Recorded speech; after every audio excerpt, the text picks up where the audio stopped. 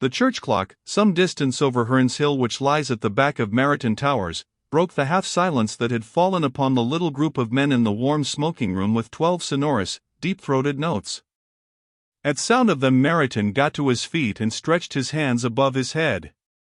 A damper had fallen over the spirits of his guests after Wynne had gone out into the night on his foolish errand, and the fury against him that had stirred Nigel's soul was gradually wearing off. "Well, Wynne said 12, didn't he?" he remarked, with a sort of half-laugh as he surveyed the grave faces of the men who were seated in a semicircle about him, "and 12 it is. We'll wait another half-hour, and then if he doesn't come we'll make a move for bed. He'll be playing some beastly trick upon us, you may be sure of that. What a horrible temperament the man has.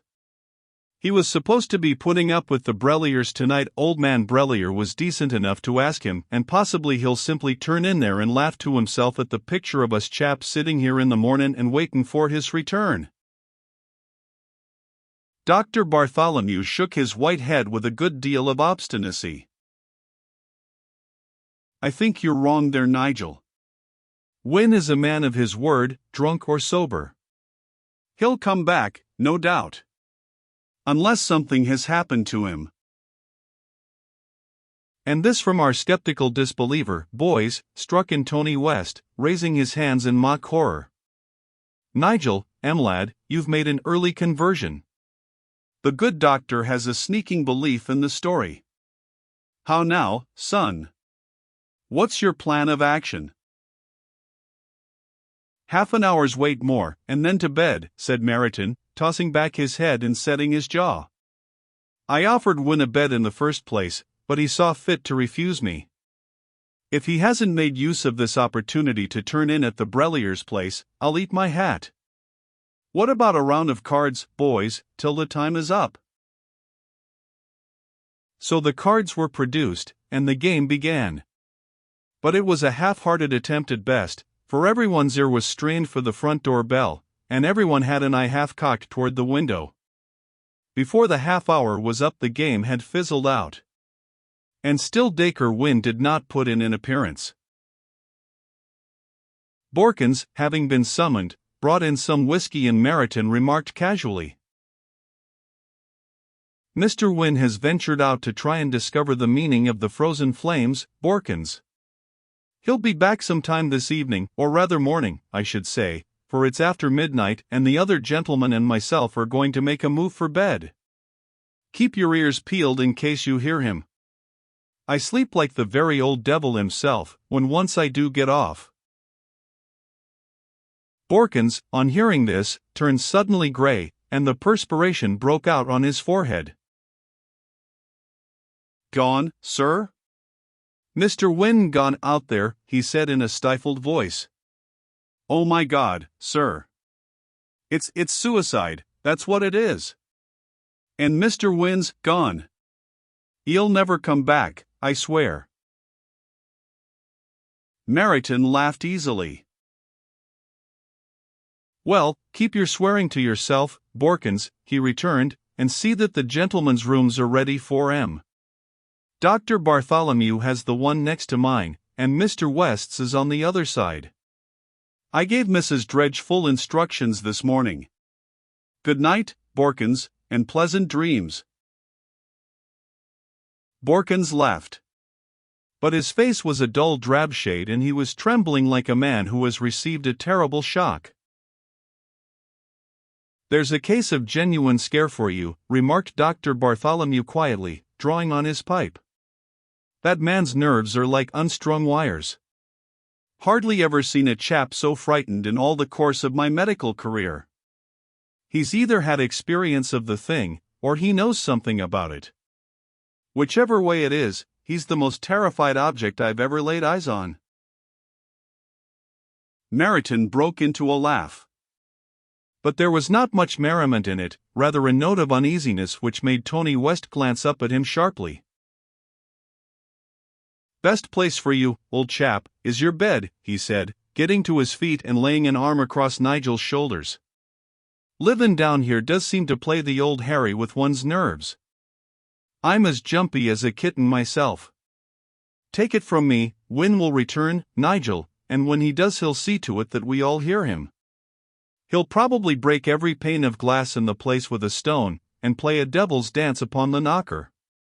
That's his usual way of expressin' his pleasure, I believe.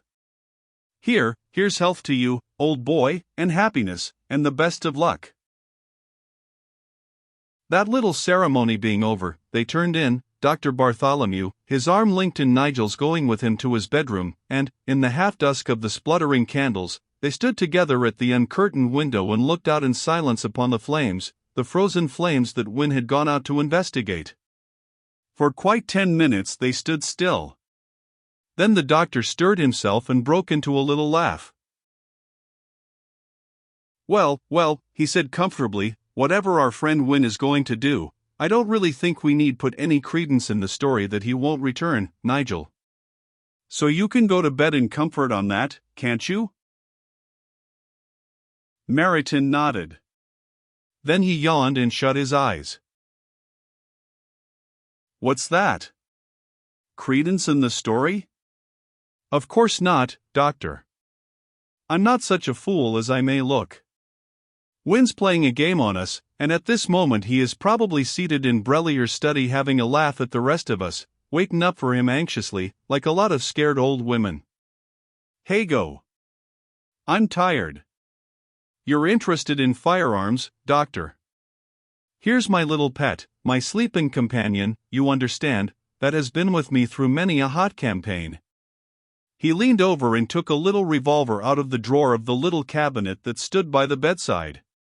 The doctor, who had a remarkably fine collection of firearms, handled it with practiced hands, remarked upon its good points, cocked the tiny thing, and then lifting his head looked Nigel straight in the eyes. I see you keep it loaded, my boy, he said quietly. Meryton laughed. Yes. Have it, I suppose. One needed a loaded revolver in the jungle where every black man's hand was against you. Nice little toy, isn't it? Yes. Looks very businesslike, too. It is. Twice now it has saved my life. I owe it a good turn. Well, laying the thing down upon the top of the cabinet and turning to the doctor with a smile. I suppose you'll be turning in now. Pleasant dreams, old chap, and plenty of 'em. If you hear anything of Win, I'll let you know, broke in the doctor, returning the smile affectionately. Good night. He turned and went out through the door to his own room, the next one along the hall. Nigel, after hesitating a moment, strode over to the window. It was still as black as a pocket outside, for dawn was not due for some hours yet, and against the darkness the flames still danced their nightly revel. He shook his fist at them and then broke into a harsh laugh as the thought of Dacre Win came to him again. Dash the fellow! He was always, in some way or another, intruding upon his privacy, whether it was mental or otherwise. Then, as he looked, it seemed as though a fresh flame suddenly flashed out in the velvet darkness to the left of the others.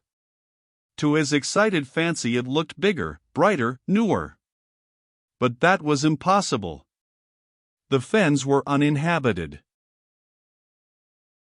He watched the light for a moment or two, and then suddenly, obsessed with a strange fear, strode across the room and picked up the tiny revolver. Damn it!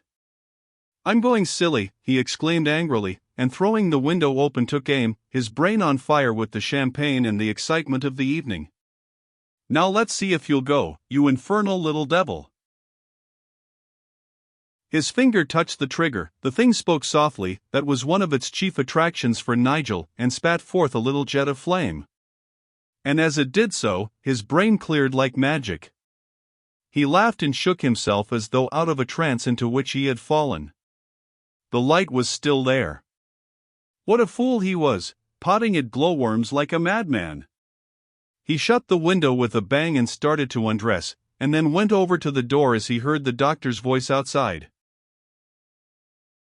Thought I heard a shot, Nigel, what? You did. I'm a silly ass and have been potting at those beastly flames, returned Meriton, shamefacedly. For heaven's sake, don't tell the other fellows. They'll think I've gone loony. And for a moment I believe I had. But there's no harm done. Potting at those flames. The doctor's voice was almost concerned. Then he shrugged his shoulders. Oh, well, there's nothing in it. I must say I've taken a chance shot now and again at a bird myself from my bedroom before now. Still, get to bed, Nigel, like a good fellow, and have some sleep. Here, give me the pistol. You'll be potting at me before I know where I am. I'll take it into my room, thank you. Right you are. Meriton's laugh rang more normally and the doctor nodded with pleasure. Good night, doctor. Good night. Then the door closed again, and the house dropped once more into stillness.